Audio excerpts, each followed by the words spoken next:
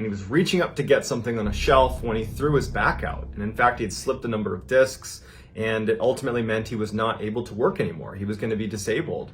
And so he's suddenly out of work. His wife, Shelly Martin, was not working at the time, but when he couldn't work, she needed to get a job. And so Shelly, who had not worked in a long time, was able, through some connections, to land a job in her hometown in Maine called Palmyra. Palmyra was a very small rural community. I mean, we're talking maybe 1,200 people that lived there. They also had a 17-year-old daughter named Chelsea who was not eager to go, but it was the only place they could afford, and so they had to go. Luckily, because Palmyra was such a cheap place to live relative to where they had been living, that for less money, they actually ended up getting a bigger piece of property than they had lived in before. It's this beautiful farmhouse that sat on a whole bunch of acreage, but it was incredibly isolated. You had to go down this bumpy access road to get to their long driveway, and then once you were on the property, you'd look out, and it was just a full 360 degrees of very dense forest that virtually no one was in. There was no nature trails. It was just dark,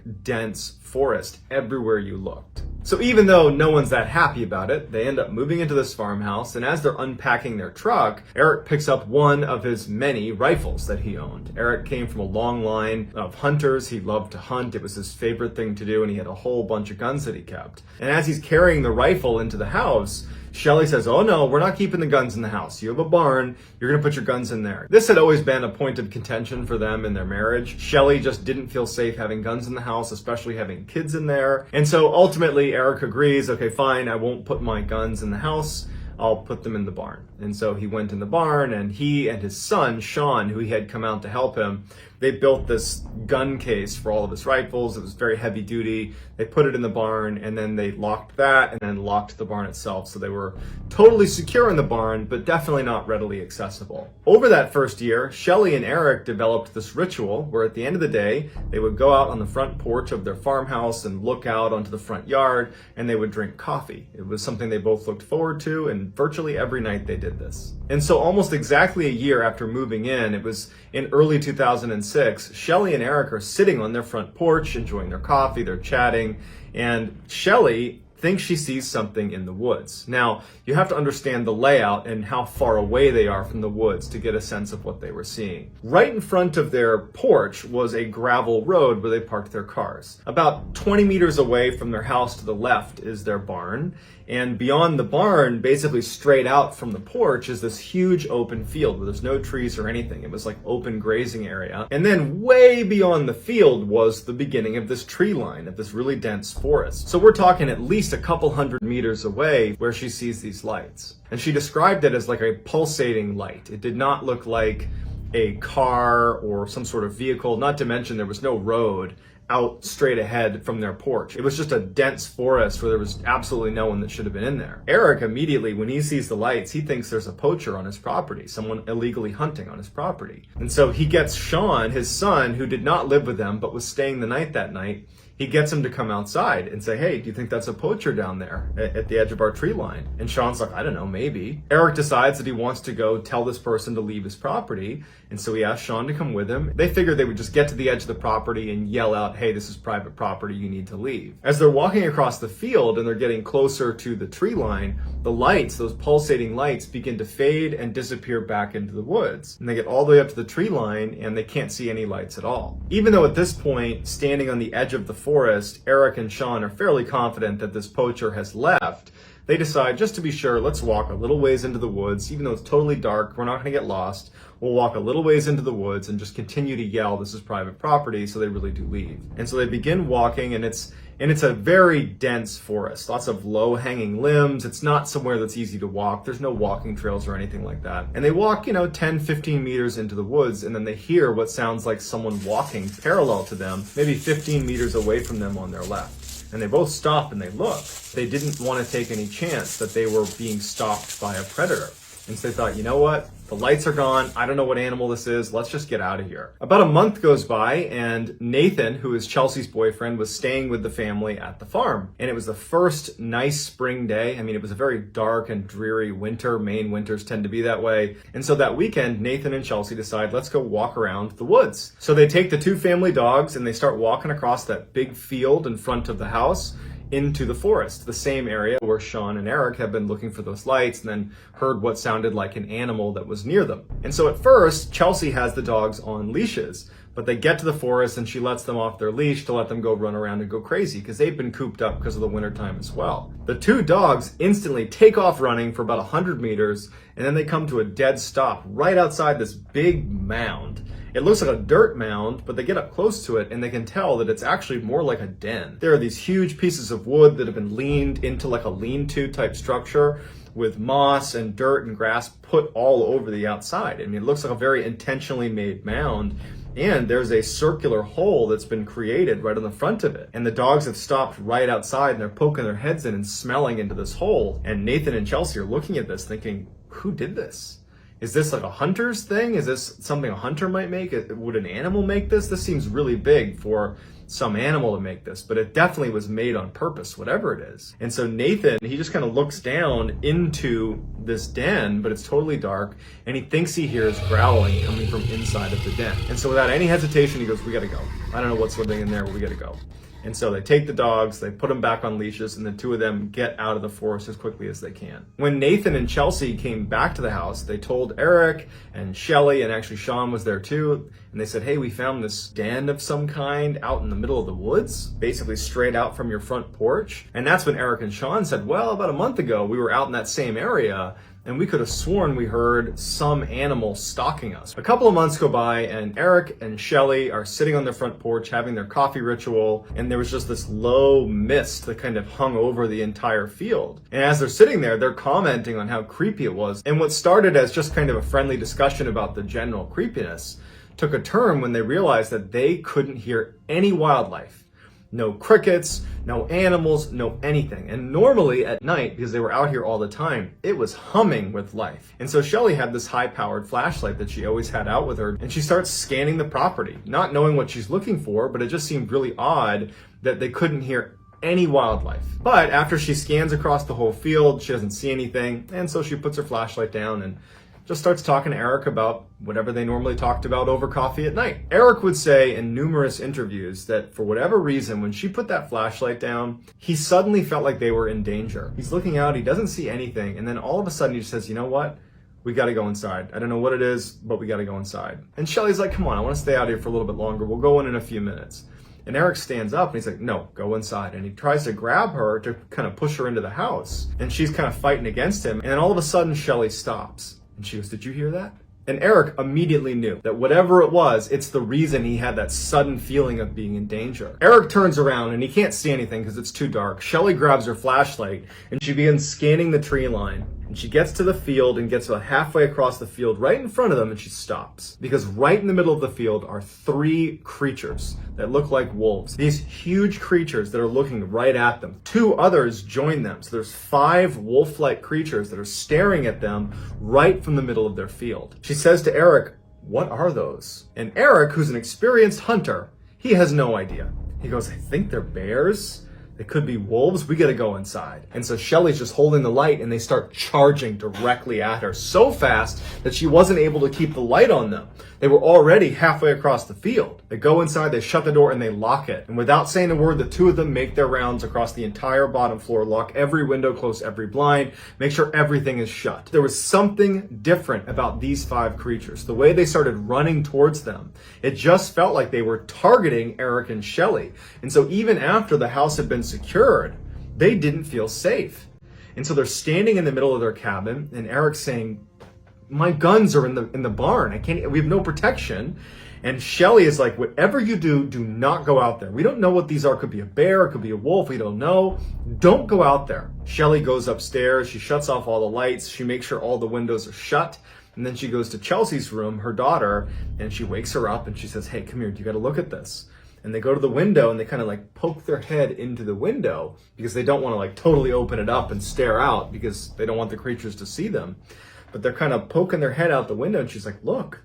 And standing on the gravel are these 5 creatures that are just standing in a row looking directly at the house. It was like they were waiting for them to come out the front door. They were just patiently standing there looking at the house. It did not look like normal animal behavior at all. And as she's looking, one of the animals looks up at Shelly in the window, and the creature stands on its two legs. It gets on its hind legs and looks at her, and Shelly gasps and falls over because the creature's like 8 feet tall. And so Shelly's on the ground looking at Chelsea, and she can't believe what she just saw. It's like her brain can't process that this creature, one, had even seen her. They barely had their head up in the window. But that it stood on its hind legs, that it was so big. What are they doing? Sitting in a row right on the outside of the house waiting for us? What's going on here? And so Shelly tells Chelsea, get in your bed, don't go to your windows, don't leave this room. And that's when Shelly also remembers that she hasn't heard her 2 dogs. And she's worried they might be outside. And so she starts quietly walking all along the top floor looking for her dogs. She's calling to her 2 dogs, and they don't come out. Goes into the master bedroom and finds her 2 dogs hiding in the corner of the room next to each other. Like they're startled by whatever it is outside. Meanwhile, Eric was pacing downstairs thinking he needed to go to the barn and he needed to get his guns to protect the family. But he knew that between his own disability, he can barely walk very fast, and he'd have to unlock the barn, and then he'd have to pull down the gun case, unlock that. All the while, he's exposed to these animals that are out there. And so the next best thing in his mind is maybe he could run outside, get in his truck, and back the truck up to the front door, and then he could get his wife and his daughter to come out, jump in the car, and they could drive away. So he just goes to the window and he pulls the blinds aside to look outside, and those 5 creatures are now gone. They're not sitting on the gravel path right in front of the house.